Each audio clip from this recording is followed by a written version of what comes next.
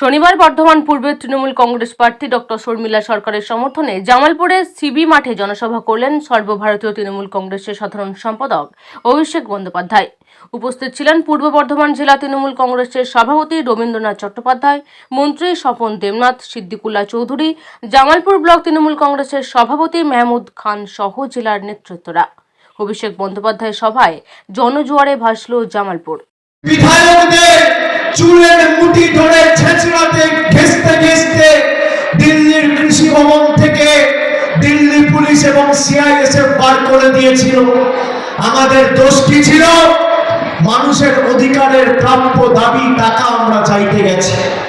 সেই দিনকে শপথ নিয়েছিলাম যে এদের কাছে আর মাথা নত করব না। ফেব্রুয়ারি মাসে মমতা বন্দ্যোপাধ্যায় কলকাতার রেড রোড থেকে ধর্ণা মঞ্চ থেকে বলল, অনেক আবেদন নিবেদন সৌজন্যতা আমরা দেখিয়েছি, কেন্দ্রের সৌজন্যতার জন্য আর আমরা অপেক্ষা করে বসে থাকবো না। কেন্দ্র সরকার না দিলে আমার রাজ্যের সরকার 59 লক্ষ বঞ্চিত প্রকৃত পারিশ্রমিক যাদের বকেয়া রয়েছে আগামী 1 মাসের মধ্যে তাদের ব্যাংক অ্যাকাউন্টে টাকা পৌঁছে দেবে। ফেব্রুয়ারি মাসে 29 তারিখের মধ্যে বাংলা জুড়ে প্রায় 59 লক্ষ সেদিন আসবে। এই বর্ধমান জেলা বাংলার শস্য ভান্ডার আর আলু চাষের কেন্দ্রস্থল হচ্ছে এই জামালপুর আর মেমারি। আজকে আলু চাষি যারা রয়েছেন বলুন, আজকে চাষ করতে গিয়ে বীজ কিনতে আপনাদের কি অবস্থা হয়?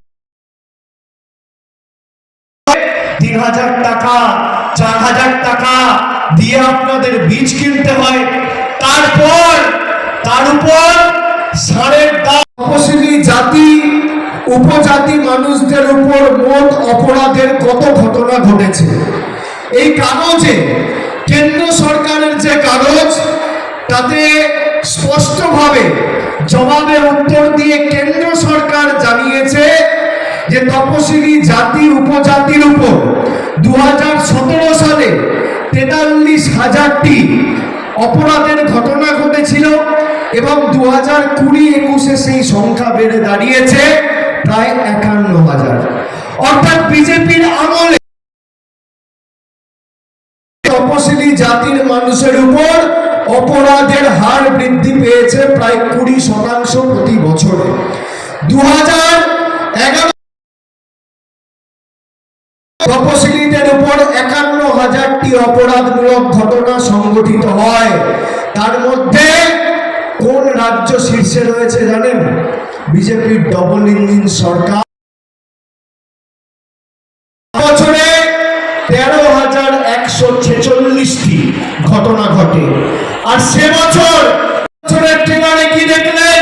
55 টাকার সরষের তেল 200 টাকা লিটার। 10 বছরের ট্রেলারে কি দেখলেন? 20 টাকার দুধ 55 টাকা 60 টাকা লিটার। একদিকে মমতা বন্দ্যোপাধ্যায় লক্ষ্মীর ভান্ডার করে আপনাকে 1000 টাকা প্রতি মাসে আপনার ব্যাংকে দিচ্ছে, আর একদিকে নরেন্দ্র মোদীর বিজেপি সরকার আধার আর প্যান কার্ডের লিঙ্ক করে যাওয়ার নাম করে আপনার থেকে সেই 1000 টাকা তুলে নিয়ে দিল্লিতে চলে যাচ্ছে। এদেরকে উচিত শিক্ষা দেওয়ার ভোট আগামী 13ই মে। আমি আপনাদের বলছি, শুধু তৃণমূলের প্রার্থীকে জেতানোর ভোট নয়, একে জিজ্ঞেস করবেন যে তুমি 2 বছর 3 বছর ধরে বিধায়ক হরিণঘাটার পার্শ্ববর্তী বনগা আর রানাঘাটের তপশিলি জাতি উপজাতি তালিকাভুক্ত মায়েদের জন্য তোমার সরকার কি উন্নয়নমূলক কাজ 3 বছরে করেছে? বন্ধ আপনারা চান? এদের 13 তারিখ যোগ্য জবাব দেওয়া উচিত কি উচিত না? মায়েরা জিজ্ঞেস করবে যে তোমার কুচবিহারের নেত্রী দীপা চক্রবর্তী বলেছে লক্ষ্মীর ভান্ডার বন্ধ করবে। আমি আপনাদের বলছি, এই পূর্ব বর্ধমান জেলাকে সিপিএম কিভাবে বঞ্চিত করে রেখেছিল, আর 10 বছর ধরে বিজেপি কি করে আমাদের রাজ্যকে বঞ্চিত করে রেখেছে। সিপিএম এর আগে রাজনৈতিক দর্শন ছিল এলোমেলো করে দেওয়া, লুটে পুটে খাই, আর বিজেপির রাজনৈতিক দর্শন হচ্ছে গরিব করে রেখে দেওয়া, ভোটটা যেন পাই। মমতা বন্দ্যোপাধ্যায় সেই গরিব মানুষগুলোর হাতে টাকা পৌঁছে দিয়েছে। আজকে গ্যাসের দাম 1000 টাকা, কিন্তু সেই গ্যাস ব্যবহার করে যে চাল ফুটছে, সেই চালটা বিনামূল্যে মমতা ব্যানার্জির সরকার আপনাকে দিচ্ছে, অস্বীকার করতে পারবেন না। যতদিন আমরা বেঁচে আছি আপনার লক্ষ্মীর ভান্ডার কেউ বন্ধ করতে পারবে না। 500 টাকা দিত, এখন 1000 টাকা দিচ্ছে। তপশিলি মায়েদের 1000 দিত, এখন 1200 দিচ্ছে। যতদিন মমতা বন্দ্যোপাধ্যায় তৃণমূলের সরকার বাংলায় থাকে, হাত তুলে বলুন পেয়েছেন কিনা? 500 বেড়ে 1000 হয়েছে।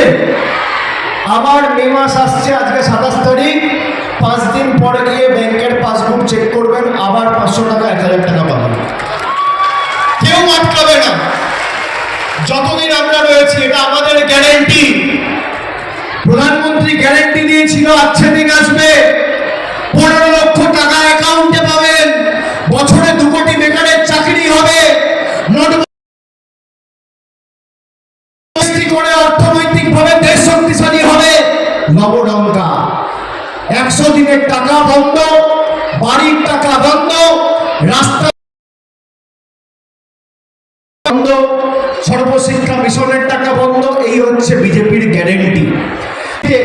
যেখানে গেছি আমার সীমাবদ্ধ সামর্থ্য, এখতিয়ার, ক্ষমতা অনুযায়ী মানুষকে যে কথা দিয়েছি, আমি অক্ষরে অক্ষরে কথা রাখার চেষ্টা করেছি।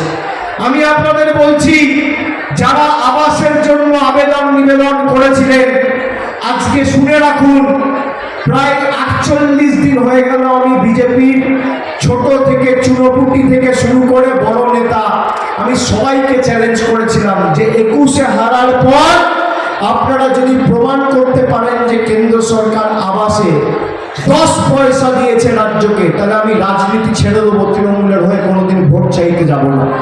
আজকে 48 দিন হয়ে গেল সে পত্র প্রকাশ করতে পারেনি।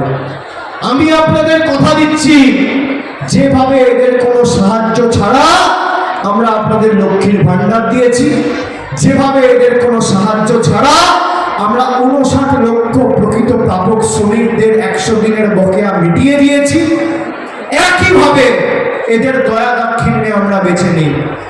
আপনারা তৃণমূল কংগ্রেস প্রার্থীকে এই বর্ধমান পূর্ব থেকে 2 লক্ষর বেশি ভোটের ব্যবধানে জেতানোর শপথ আজকে এই সভা থেকে নিন।